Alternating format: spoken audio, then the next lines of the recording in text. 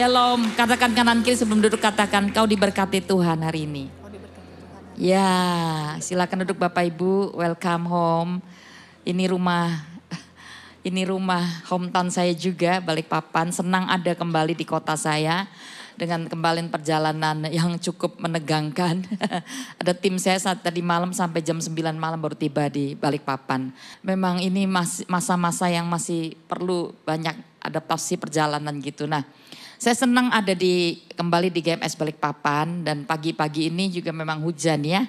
Tapi Anda masih bersuka cita bisa datang ke rumah Allah gitu ya. Saya pengen ngomong pada kita semua bahwa ibadah itu akan bawa keuntungan buat kita. Lalu kita ngerti bagaimana caranya datang ke ibadah, mempersiapkan hati gitu ya. Sebelum hari Minggu kita udah siapkan semuanya. Kita pengen dapat sesuatu nih. Jadi mau pembicaranya si A, si B, si C itu sebenarnya bukan sesuatu yang terlalu utama. Tapi yang penting hati kita siap gak? Kita mau didatangkan pembicara yang paling bagus pun. Bahkan Yesus datang berkhotbah tempat ini pun kalau hati kita gak siap, gak akan terima apa-apa. Kalau kita baca di dalam Markus 6, kota Nazaret itu kotanya Tuhan Yesus lahir loh. Tapi di sana gak ada mujizat. Karena mereka kecewa dan menolak Yesus. Dikatakan, kata kecewa itu atmosfer hatinya gak siap. Nah kata mereka dikatakan kecewa dan menolak Yesus. Mereka nggak percaya sama Yesus. Bisa buat mujizat gak Yesus? Padahal di sebelumnya Markus 1, 2, 3, 4, 5 itu semua mujizat terjadi. Tapi di Markus 6 gak terjadi apa-apa. Hanya sedikit orang yang sakit mungkin Yesus tumpangi tangan lalu gak ada mujizat spektakuler seperti yang sebelumnya. Orang sakit, orang lumpuh dibangkitkan, orang buta melihat gitu ya, anak Yairus dibangkitkan. Itu enggak terjadi di dalam Markus 6. Kenapa? Ya Neng masalahnya tempat manusianya berbeda. Ya masih berbeda, mereka enggak bisa menerima mujizat karena apa? Bukan Tuhan kurang sakti atau Tuhan berubah, enggak jadi lagi pembuat sang mujizat. Enggak, tapi masalah kita yang enggak bisa menerima itu. Itu bukan khotbah saya ya. Itu sudah khotbah saya bulan lalu di GMS Jogja gitu. Tentang iman, tentang kesembuhan. Nah hari ini kok saya kepengen membagikan sesuatu yang sepertinya saya merasakan ya. Ya mungkin gak semua, tapi saya merasa ada banyak orang putus asa loh. Di bulan-bulan kelima ini ada banyak orang sedang lelah banget. Bahkan kita dibilang anak Tuhan, orang percaya gitu ya. Tapi kita merasa perjalanan ini kok kayaknya kok sangat bebannya kok semakin berat ya gitu ya. Dan kok nggak selesai-selesai gitu, masalah demi masalah mungkin terjadi. Nah hati-hati ya, saya mau katakan kita jangan melihat apa yang tampak di permukaan. Kita mesti melihat apa yang Tuhan janjikan kepada kita. Kita bisa gagal menuai sorak-sorai loh. Kita bisa gagal menuai namanya tahun menabur doa dan menuai sukacita kan. Kalau bilang sukacita itu pasti banyak kemenangan, udah pasti. Anda kapan sih bersukacita? Saya mau tanya, kapan? Naik pangkat? Dapat promosi jabatan atau sama tadi. Atau dapat kangtau gede gitu ya. Waduh berkat itu orang paling seneng deh. Atau dapat bola holiday lah dan segalanya. Itu memang adalah hal-hal yang diinginkan dan itu sering membuat kita bersuka cita. Tapi Paulus itu ngomong loh, bersukacitalah senantiasa di kitab Filipi. Dan teruslah berdoa, bersukacitalah berdoalah itu kata-kata Paulus di masa di mana dia di penjara. Dalam penjara pun dia tetap bersukacita. Karena sukacita itu sebenarnya sesuatu yang ada di dalam kita, kekuatan di dalam kita ya. Nah, jadi saya mau bagikan sesuatu yang hari ini mungkin mengingatkan kita semua bahwa hidup kita itu bukan yang di luar yang penting. Meskipun itu penting bagi banyak orang itu terlalu fokus kepada yang di luar sehingga mengabaikan yang bagian dalam. Kita baca ayatnya dulu ya. Kita baca ayatnya dulu. Oke. Kita baca di dalam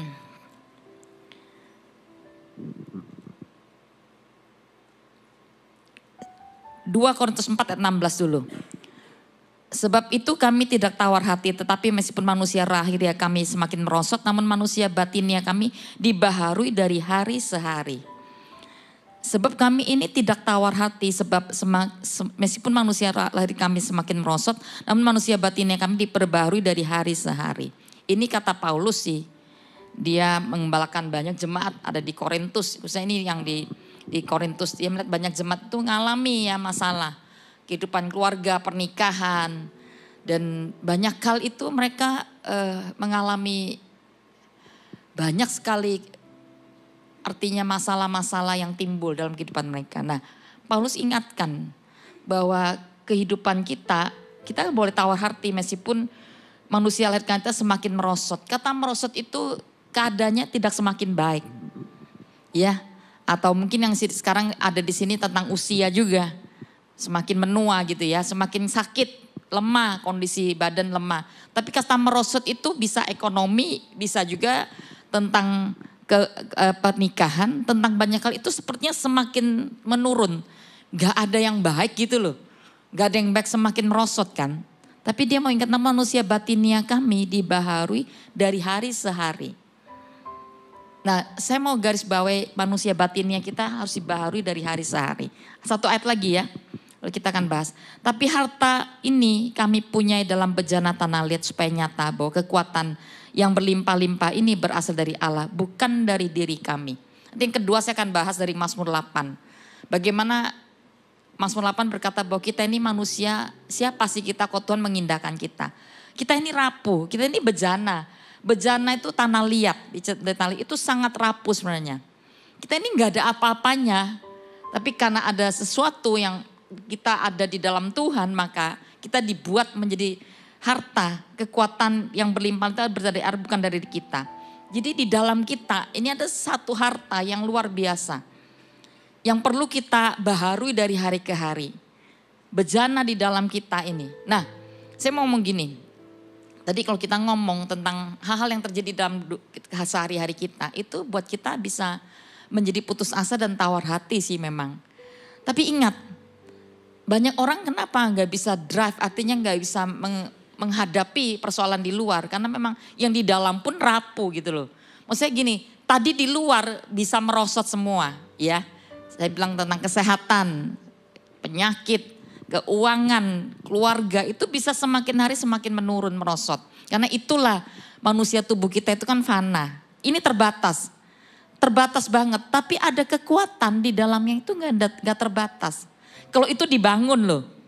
Kalau kekuatan di dalam kita, bejana yang di dalam kita yang dikatakan berlimpah-limpah kayanya itu dibangun, itu akan mendrive yang di luar dan itu kan kekuatannya sangat luar biasa. Yang jadi masalahnya banyak orang itu fokusnya keluar. Sehingga banyak orang itu tawar hati di tengah semua kesesakan. Mereka putus asa bahkan. Nah, Paulus mengajarkan pada kita. Meskipun manusia lahiriah kita bisa semakin merosot. Jangan tawar hati. Tapi lihat yang di dalam kita. Manusia di dalam kita. Manusia itu terdiri dua bagian sih. Sebenarnya 3 bagian ya. Tapi saya gak akan bahas jiwa lah ya. Pertama itu manusia tubuh jasmani kita, fana. Ini yang namanya saya bisa merasakan dingin ya. Saya baru pulang dari sebuah perjalanan memang sangat jauh dan masih cuaca dingin. Ada tempat-tempat di mana memang masih ada saljunya. Dan saya nyaman banget karena saya lebih kuat dengan dingin kan. Lalu saya baca di itu, wah ada di kota-kota itu sampai berapa derajat panasnya gitu kan. Nah hari terakhir kita mau pulang itu sempat panas dan saya nggak kuat yang kalau panas gitu capek, lebih mudah capek. Jadi saya bilang saya nggak ikut keluar hari ini, saya mau ada di ini aja hotel ketemu dengan beberapa orang CG yang ada di negara itu. Nah saya merasakan bahwa perjalanan hidup kita ini memang sangat panjang. Ada banyak musim-musim kehidupan kita yang bisa kita lalui. Iya, kita mesti lalui banyak perjalanan hidup dan itu bisa suka dan duka akan terjadi.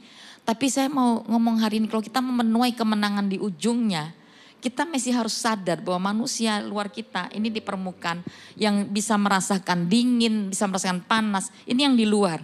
Yang kita dandani sedemikian rupa, makanya banyak orang lebih peduli, bingung tentang ya hari ini mau gak mau kita juga harus padankan dress code yang ada gitu ya. Gak bisa juga ya udah sembarang aja, yang penting kan firmannya, gak bisa gitu. Semua ini perlu memang. Tapi ada orang yang dia tidak mempedulikan yang dalam, yang luar itu bahkan lebih bingungin yang di luar gitu loh. Gak apa-apa, boleh. Karena ini yang kelihatan kan, manusia kan melihat tampak luar kan. Melihat yang di depan kita. Tapi Saya mau katakan ini hanya sementara kita hidup di dunia ini. Ada perjalanan yang nanti kan kekal. Itu membutuhkan manusia rohani kita yang ada di dalam kita. Jadi ini yang fana di luar, kelihatan. Dan tubuh itu semakin merosot. Bisa yang lemah, usia mungkin semakin mungkin usianya semakin tiba-tiba mulai muncul penyakit. Lalu yang banyak hal bisa terjadi. Ini yang tampak luar. Ya kita butuh vitamin dan sebagainya. Tapi ada satu bagian di dalam kita. Itu adalah manusia rohani. Manusia roh. Saya kalau ngomong jiwa ya udah Anda tahu jiwa itu ada keinginan, ada perasaan, ada kehendak. Ada perasaan, ada pikiran, ada kehendak. Itu yang seringkali membuat kita itu putus asa. Diombang-ambing di bagian itu. Kalau jiwanya sehat, dipulihkan maka dia akan menyembah Tuhan dengan benar. Maka akan membangun manusia roh. Nah bagian manusia roh kita dikatakan harus dibaharui dari hari ke hari. Maksudnya harus dibangun, dikasih makan, diberi makanan yang tepat. Untuk dia kuat, untuk dia bisa jadi besar. Nah saya mau katakan perjalanan kita di muka bumi ini yang tampak luar.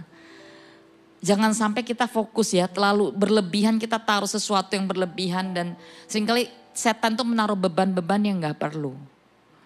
Maksudnya apa? Saya kemarin belajar ya dalam perjalanan tadi saya diingatkan waktu kita itu perlu memang pindah hotel itu masih bawa koper sendiri didorong masing-masing.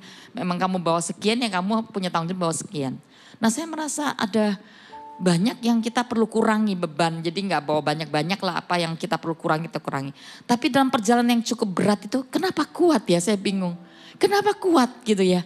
Kok bisa saya jalan itu sampai 20.000 langkah satu hari yang biasanya nggak mungkin naik turun mobil di Surabaya itu ya ke kantor naik mobil gitu ya. Langsung berapa langkah udah naik ke atas ke tempat kantor gitu. Lalu jarang jalan jauh. Ini jalannya jauh banget kadang juga harus bawa koper dan sebagainya ketika pindah kota gitu. Tapi kenapa kuat? Tiba tadi saya sadar iya. Karena kita tahu kita sedang menuju kemana kemarin tuh. Oh ya kita lagi cari view ya, kita lagi akan ke tempat ini yang nanti katanya bagus dan sebagainya. Nah Anda tahu nggak?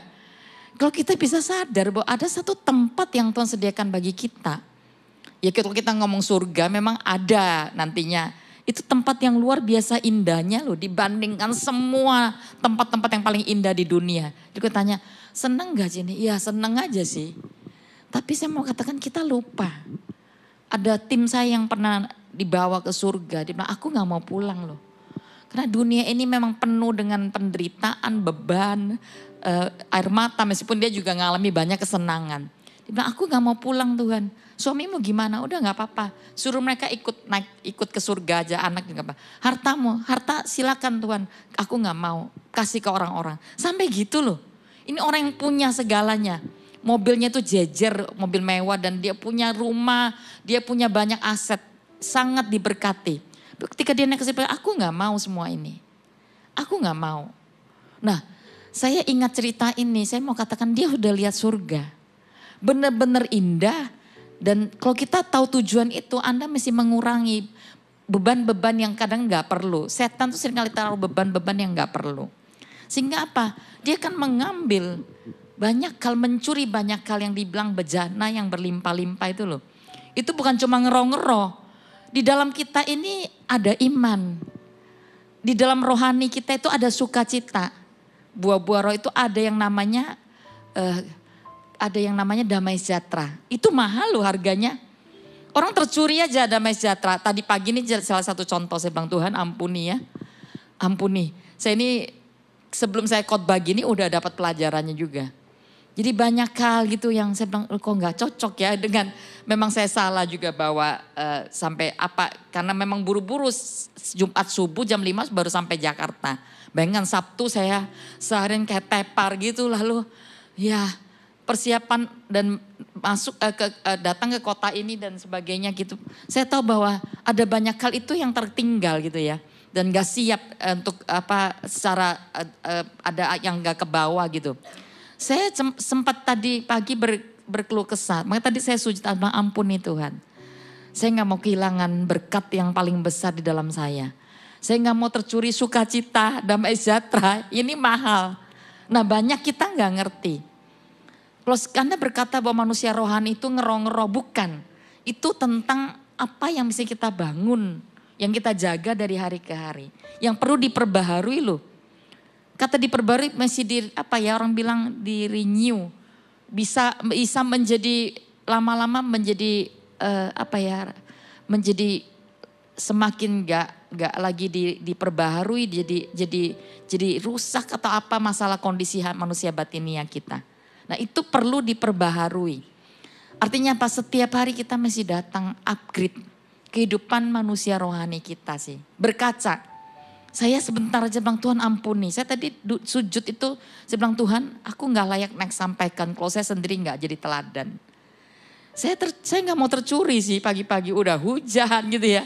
Mesti check out pagi-pagi. Karena memang plannya kita nanti langsung naik ke Samarinda kan. Dan gak pernah saya Sabtu datang Minggu check out pagi-pagi gitu kan. Jadi memang sangat melelahkan. Tapi sebang Tuhan aku gak mau sampai kehidupan kita yang penuh dengan banyak hal-hal yang terjadi. Itu melelahkan kita. Ini contoh ya, saya ngomong tentang cerita tentang saya ini kelelahan di dalam perjalanan gitu. Itu bisa gampang kita ucapkan kata-kata yang salah. Kita mulai keluh kesah, kita nggak mengucap syukur. Kita mulai kehilangan banyak hal yang paling inti. Yaitu harta yang di dalam kita itu bisa tercuri loh. Nah setan itu tahu bagaimana caranya melumpuhkan orang Kristen. Kamu pergi gereja, kamu pelayanan aktif segala sesuatu Anda berlakukan. Tapi hati-hati Anda nggak bisa menjaga kehidupan rohani Anda nggak bisa menjaga harta yang di dalam Anda bisa kecurian loh. Ada banyak orang pelayanan tapi keluarganya amburadul juga kan. Saya merasakan ada begitu banyak, bahkan itu tingkatannya pemimpin-pemimpin. Itu chaos loh di rumah, di keluarganya. Gimana kita bisa bangun orang misalnya di sini ya TL contohnya atau coach lah atau CGL. Bagaimana kita bisa membangun kehidupan orang-orang di bawah kita. Sedangkan kita sendiri punya masalah belum selesai nih. Kenapa? Kita nggak punya kekuatan di dalam yang mendrive apa yang di luar kita. Jadi yang penting apa? Manusia batinia kita ini akan mendrive apa yang di luar kita. Sukacita itu bisa drive loh. Orang dia mau nggak punya, intinya gini loh ya. Orang bisa segalanya serba kurang mungkin. Tapi kalau dia punya sukacita di dalam yang dibangun karena Roh Kudus itu penuh atas hidupnya, dia jaga itu bisa kuat loh. Bisa tetap entah kenapa dia bisa punya sikap hati yang benar. Ketika orang itu punya damai sejahtera itu juga beda. Kesabaran itu semua tentang kekayaan rohani dalam kita. Iman apalagi. Nah Anda merasa Anda punya itu enggak hari-hari ini? Di bulan kelima ini by the way. Di bulan kelima ini apakah itu masih ada? Atau itu udah hilang? Dan berikut hilang dengan semua hal yang terjadi. Mungkin keuangan juga merosot. Tadi saya bilang pernikahan juga banyak sekali. Semakin buruk ya. Hubungan semakin rusak dan sebagainya. Itu ikut tercuri enggak? Kalau yang di permukaan itu semuanya terjadi gitu. Hati-hati yang di dalam itu enggak boleh sampai tercuri. Itu harus dijaga, diperbaharui. Dari hari ke hari. Kalaupun hari ini kita salah ya. Saya kadang buat satu kesalahan. Saya bilang, Tuhan kok aku kayaknya salah ya di jalan ini. Kan banyak orang merasa gagal lah. Gagal menikah lah. Gagal dalam banyak hal invest dan sebagainya gitu ya.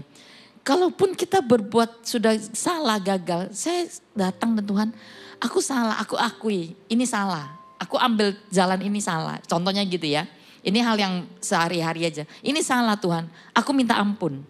Ampuni ya dan aku minta dalam kesalahan pun Tuhan lakukan kebaikan. Tuhan berbuat baiklah kepadaku. Kan ada ayatnya. Tuhan mau lakukan perbuatan baik. Nanti saya akan baca ayat itu. Tenanglah hai jiwaku. Karena Tuhan akan berbuat baik kepadaku. Saya bilang Tuhan aku salah Tuhan. Aku minta engkau berbuat baik. Dalam kesalahan pun engkau bisa buat titik balik perubahan hidup terjadi dalam hidupku. Amin. Amin. Jadi ingat. Saya kasih ayat-ayat yang simpel supaya kita bisa bawa pulang ini dan menjadi sebuah kekuatan. Hari ini dimulai daripada pagi ini di bulan tanggal berapa sih? 6 ya? 7 Mei? Iya. Mumpung masih 7 Mei masih ada 7 bulan di depan. Dan kayaknya 1 tahun itu cepet banget ya. Jadi ingat kata-kata saya, kalau apa yang ada di luar ini tidak seperti yang kita inginkan, semuanya semakin merosot, jangan tawar hati ya. Karena tawar hati itu sesuatu yang bertolak belakang dengan yang namanya sukacita. Bertolak belakang dengan yang namanya iman. Orang yang sudah gak punya iman dia akan tawar hati. Dia putus asa. Dia kehilangan pengharapan untuk semua yang ada. Nah, saya mau katakan kita harus namanya memperhatikan apa yang ada di dalam kita. Ya, karena apa yang di luar itu bisa mengalihkan. Saya tadi bilang setan tuh gampang sekali mengalihkan orang Kristen untuk menjadi kuat. Dia kan alihkan kita untuk tidak hidup seperti yang Tuhan mau, tidak seturut firman-Nya. Lalu kita mulai mencari banyak hal yang lain di luar dunia ini. Mengejar keuangan, mengejar semua posisi, mengejar. Itu enggak apa-apa, saya tahu. Orang harus punya ambisi mau menang, mau hidup lebih. Tapi kalau Anda kejar itu tanpa Tuhan yang menuntun, Anda akan gagal.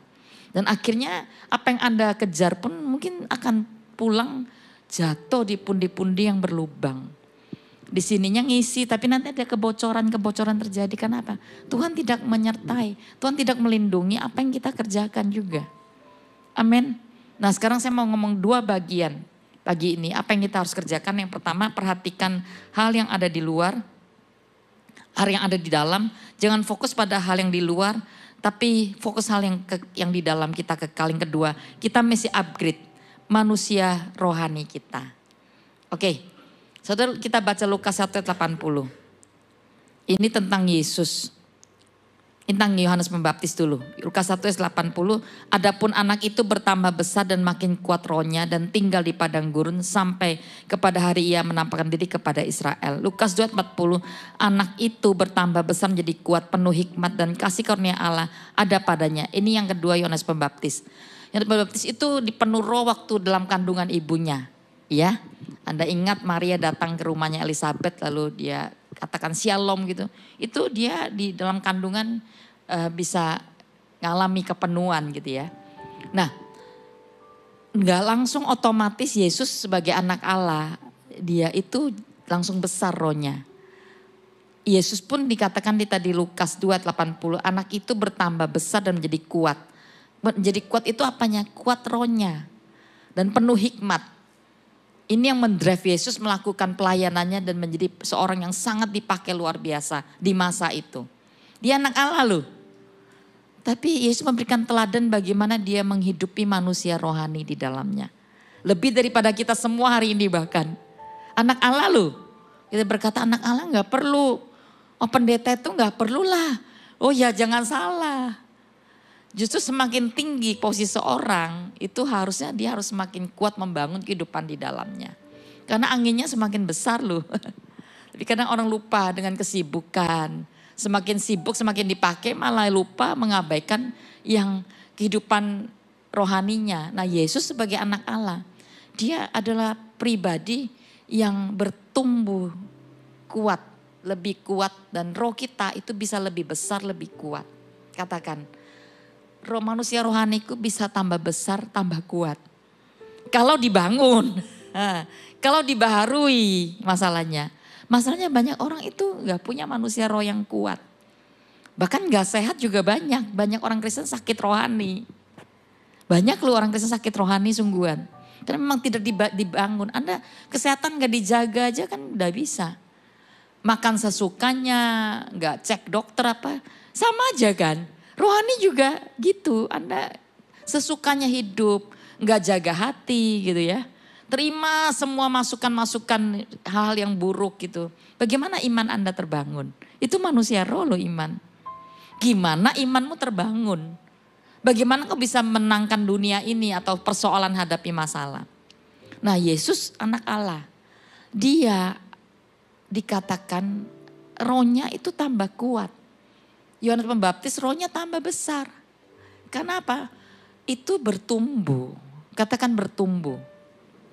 Jadi orang Kristen kalau mau bertumbuh, kalau dikatakan dia bertumbuh mananya? Ya bertumbuh kerohaniannya dulu. Bukan bertumbuh, wah aktivitasnya ya, wah sekarang udah jadi pemimpin ya. Ya puji Tuhan sih, memang itu harusnya memang seperti itu. Orang Kristen memang harus terus bertumbuh, pemakaian Tuhan akan semakin ditambahkan. Tapi banyak orang posisi iya, tapi di bagian ininya rapuh banget. Enggak ada kekuatan. Mau mimpin pakai apa? Anda juga seorang kepala keluarga, Anda seorang papa atau seorang ibu rumah tangga atau apa aja. Anda perlu membangun kehidupan anak-anak Anda kan. Di pekerjaan juga gitu. Nah, pakai apa drive-nya? Bagaimana caranya Anda memimpin orang? Itu harus pakai kekuatan dari dalam. Di luar bisa semakin enggak, tapi yang di dalam ini harus makin strong. Dan itu enggak kelihatan loh. Apa yang tidak kelihatan itu bukan berarti enggak ada.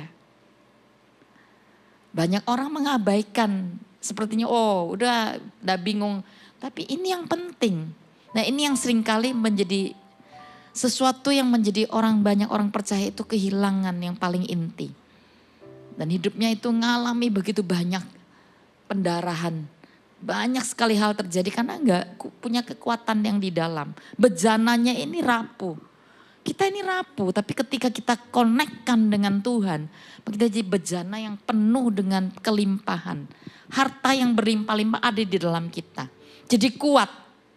Jadi bejana itu bejana hati kita adalah bejana rohani kita yang itu perlu sekali. Terus dibangun setiap hari. Nah Yesus anak Allah. Pagi-pagi benar Markus 1:35. Dia keluar untuk apa? Dia mencari Bapa loh. Itu bukan sekali. Yesus adalah seorang yang mencari Bapa sedemikian rupa. Dia tahu bahwa kekuatannya itu gak bisa selain di dalam Tuhan, di dalam Bapa. Di luar Bapa aku gak bisa lakukan apa-apa, dia ngomong gitu. Jadi Lukas 1:35, Lukas 6 dikatakan waktu dia memunculkan 12 rasul, dia berdoa semalam-malaman. Lukas 6:20, Anda baca nanti ada ayatnya. Lalu waktu mereka sedang selesai, banyak orang berbondong datang dengan cerita sharingnya Yesus, banyak buat kesembuhan. Selakin dia atret untuk apa? Menyendiri, mencari Bapa. Bersekutu kembali membangun manusia rohaninya. Itu Yesus loh. Yesus lakukan itu. Makanya dia kenapa punya kekuatan sampai naik ke kayu salib. Karena ada kehidupan dari dalam yang drive dia. Nah ini yang seringkali saya pun ngomong gini bukan berarti terus bisa menang ya. Saya juga orang yang terus belajar ya. Ada kalanya saya merasa ya udah biasalah, saya sudah bisa lakukan semua. Saya nggak lagi bergantung penuh pada Tuhan. Tapi kalau Anda mau bangun manusia roh itu nggak bisa lepas. Makanan manusia roh itu adalah doa. Doa itu di dalamnya ada pujian penyembahan. Dan ada yang namanya menyembah dalam roh, ada yang namanya berbahasa roh. Nah sudahkah kita baharui itu setiap hari? Sudah tak itu selalu menjadi makanan kita setiap hari? Atau kita malah bingung makanannya apa ya nanti pagi, siang, malam gitu ya. Anda harus bisa punya waktu. Kalau Anda gak bisa, ya saya gak tahu lah ada orang bilang saya waktuku ya malam, ya silakan. Saya waktuku pagi, silakan.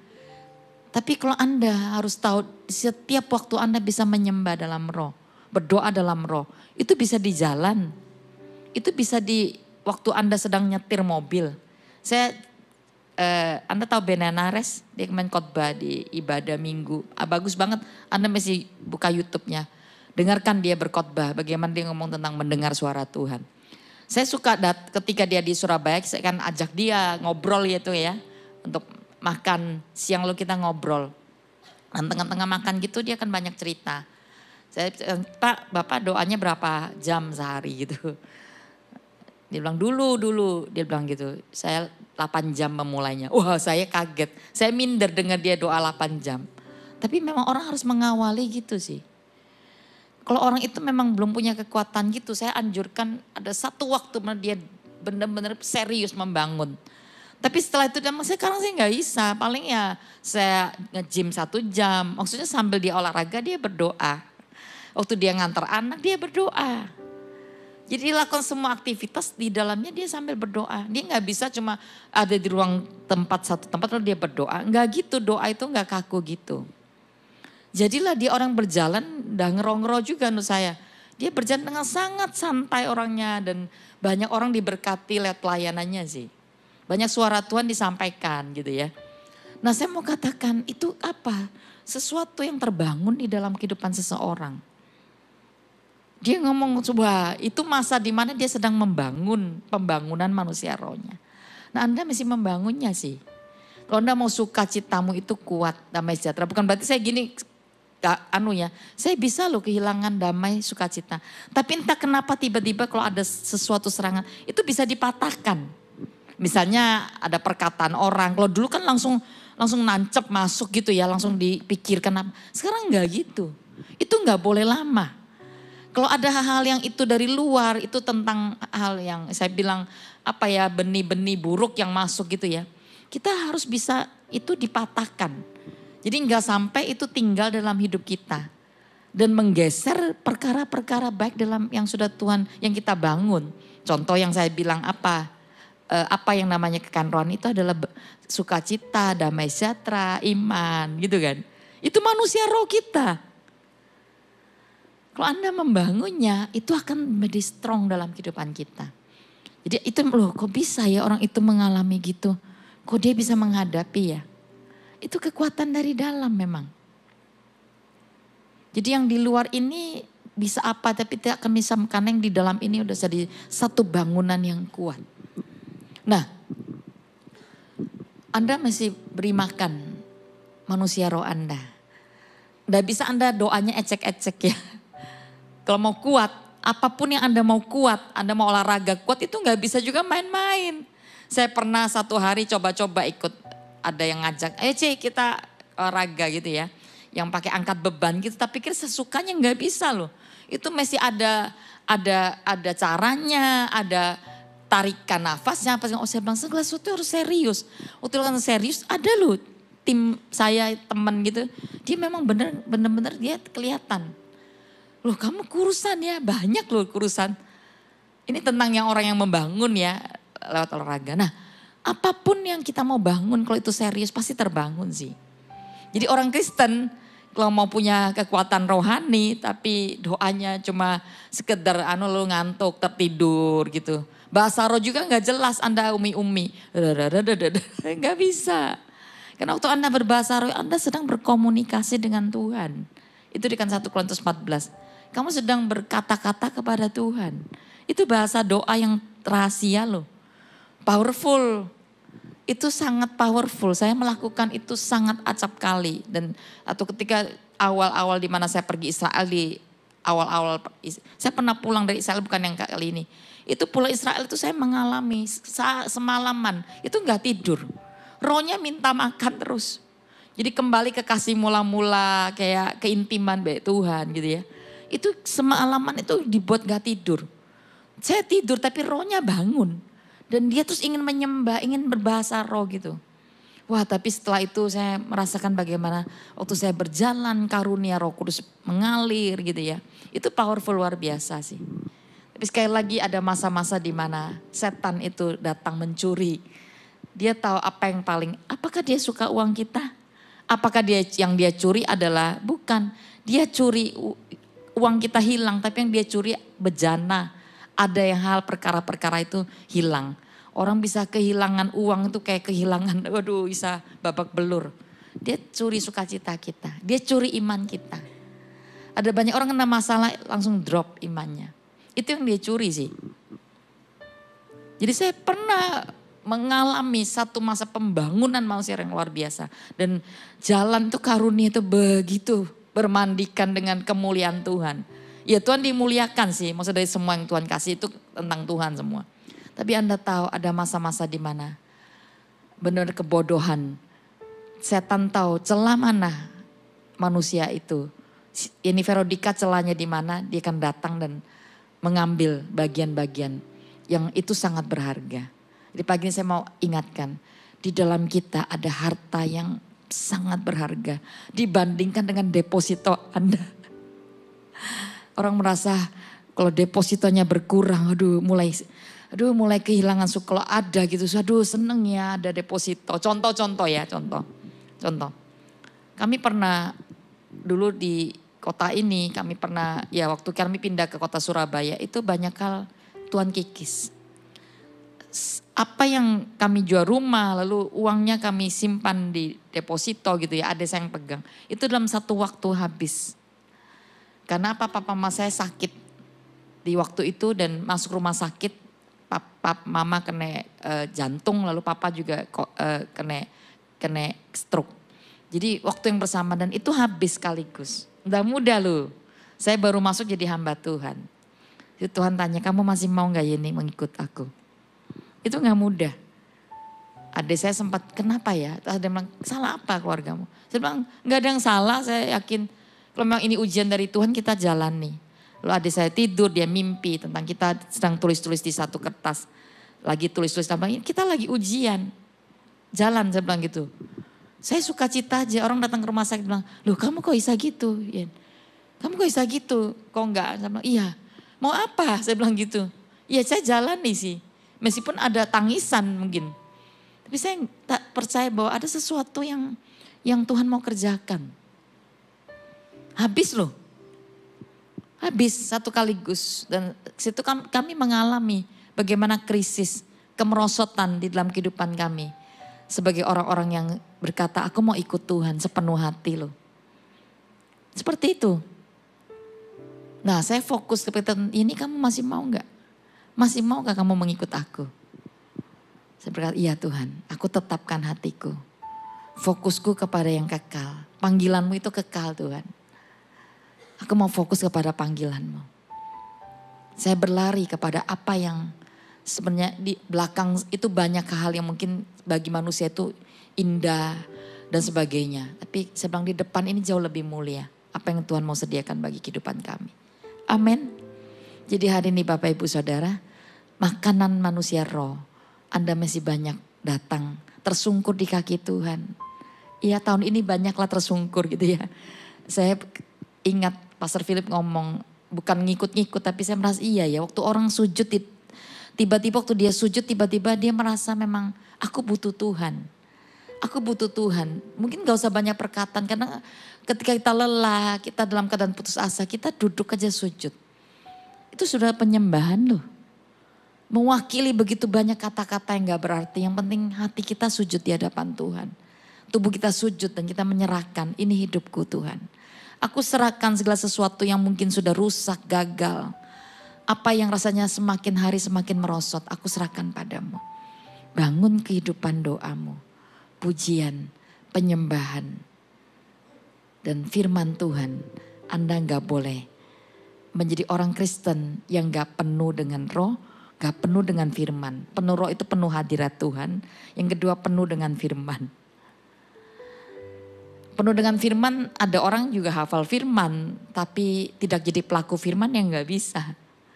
Yang jadi masalah, kalau kita dengar satu firman, Anda lakukan, itu Anda semakin akan mengalami sesuatu yang luar biasa. Jadi saya lebih baik dengar satu kata, ampuni, saya ampuni. Maka akan datang firman kedua. Kita masih makan firman memang, tapi kita lebih kuat waktu kita melakukan firman. Iya, karena waktu Anda penuh dengan firman, Anda jalan, ada sesuatu terjadi, Anda bisa keluarkan firman seperti Yesus. Apa yang gak pernah Anda makan, Anda akan bisa keluarkan. Apa yang gak pernah gak akan jadi tubuh artinya gitu. Jadi kalau Anda berkata, aku kok jadi orang Kristen kok lemah ya. Ya karena memang gak dibangun. Kalau lemah ya, nyembah juga gak kepengen gitu ya. Nyembah juga suam, nyembah juga kering, nyembah juga rasanya kok tawar. Ya karena memang Anda gak punya kehausan itu. Sudah ditarik kepada kehausan untuk yang dunia. Kalau di dunia ini kuatnya berjam-jam loh. Aku sampai pikir kok bisa ya kemarin kita jalan seharian gitu. Dari pagi jam 6 keluar hotel. Jam 12 baru pulang hotel loh. Wow. Kok kuat ya? Lah saya kan ngikut.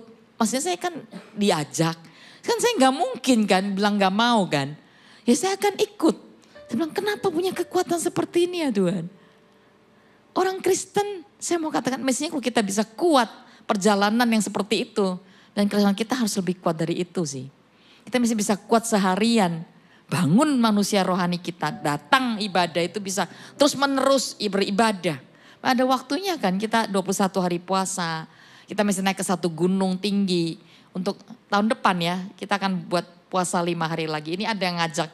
Pastor Amos sudah bilang Pastor Yeni bisa nggak kita buat doa puasa bareng lagi? Saya bilang, iya Pak nanti saya canangkan ya kalau bisa waktu annual meeting. Itu perlu sih. Biar di awal tahun kita bangun kekuatan manusia roh kita. Saya merasa Januari kemarin saya membangunnya dan bulan 2, 3, 4, 5 ini sudah sukar. Mau mulai puasa lagi ya perlu waktu lagi karena kan perjalanan jauh. Kan gak mungkin kan. Nah saya mau katakan Anda masih banyak asumsi. Dengarkan khotbah yang berguna. Ya, Anda mungkin hari ini kita mau siaran sangat kaya. Dengan kekayaan rohani dari pastor-pastor kita. Bisa loh, saya kadang-kadang gak ada di pusat pun saya akan, bisa saya khotbah gini ya. Saya malam saya akan mulai dengarkan khotbah. Mau saya pergi berlibur pun saya akan dengarkan khotbah. Saya bisa ambil 2, ambil 3, saya makan. Selain saya baca firman, saya makan makanan rohani. Makan. Saya gak tahu bergunanya kapan. Saya gak tahu makan aja. Seperti Anda makan makanan sehari-hari Anda kan Anda tahu kan. Nanti bergunanya buat vitamin yang mana. Kok Anda percaya disuruh minum apalah suplemen tertentu. Anda minum aja kan. Nah dengan Tuhan kenapa kita gak percaya. Dengan firman yang kita dengar. Meskipun kita harus cari yang sehat ya, pengajaran yang sehat. Saya makan. Saya berguru kepada banyak sekali pastor-pastor yang lain. Saya belajar iman dari siapa, saya belajar. Nah kalau Anda mau belajar doa, carilah pakar-pakar doa. Belajarlah dari sana. Saya ngilmu Bapak Ibu, saya ikuti para nabi-nabi, saya ikuti para pendoa-pendoa yang ada di depan saya. Karena saya mau jadi pendoa yang seperti itu kan. Saya punya mentor dulu dan saya berkata, aku mau Tuhan kayak orang ini. Kok bisa tajam gitu ya Tuhan? Saya ikuti cara dia menyembah bahkan, cara dia berdoa gitu. Padahal memang bukan caranya sih, tapi di dalam ini. Apa yang dia bangun di dalam ini yang perlu kita belajar. Karena Roh Kudus yang akan drive kita kan. Seperti itu. Jadi ada banyak sekali orang Kristen itu sebenarnya lemah. Posisi ada, jabatan ada, pelayanan juga mungkin tertentu. Mau bilang dia pendoa kah, asar dan sebagainya. Itu tetap semua harus ada kekuatan dari dalam yang ngedrive. Kalau Anda cuma pakai yang di permukaan akan sangat melelahkan. Dan lama-lama stagnasi terjadi. Dan ketika ada sesuatu Anda berkeluh kesah, Anda mudah terpancing marah. Ada banyak orang Kristen meninggalkan panggilan. Keluar dari gereja kenapa? Karena memang gak siap. Waktu senang-senang oke, tapi waktu ada tantangan, pencobaan, disalah mengerti, gak dipuji. Itu waktu dimana kita bersikap. Itu harus punya sesuatu dari dalam, berespon positif dan itu adalah kekuatan dari yang kita bangun dari hari ke hari. Amin. Cuma 2 poin kok tadi, jangan fokus yang di luar. Karena yang di dalam ini lebih kekal, kekayaan rohani. Manusia roh itu lebih kekal. Maksudnya di dalam luar ini masih diurusi saya tahu, tapi jangan terlalu fokus ke sana. Abaikan dan mulai lihat ke dalam. Saya kehilangan iman ini, imanku lagi drop. Itu udah dibangun, minta kembalikan gimana cara deketi Tuhan. Anda mendekat pada karena dia sumber sukacita kan. Dia sumber iman kan. Dia sumber karunia, dia sumber kuasa. Kok saya gak punya kuasa yang menang? Kok saya gagal terus ya? Nah Anda perlu deketi Tuhan. Untuk Anda menyembah, Anda berbahasa roh. Itu tiba-tiba mengalir kuasa. Membuat Anda kok kuat ya. Aku bisa hadapi masalah ini. Kok hikmat mengalir ya. Itu kuasa hikmat itu. Kok mengalir marifat. Kok aku bisa ngomong ini sama klien ini ya. Saya gak mikir kok bisa keluar kata-kata ini. Itu Tuhan. Itu yang bilang kuasa power by Holy Spirit. Yang mengalir dari kehidupan kita. Itu yang akan membuat kita menjadi orang Kristen yang berkemenangan. Amin. Kita berdiri waktu saya selesai.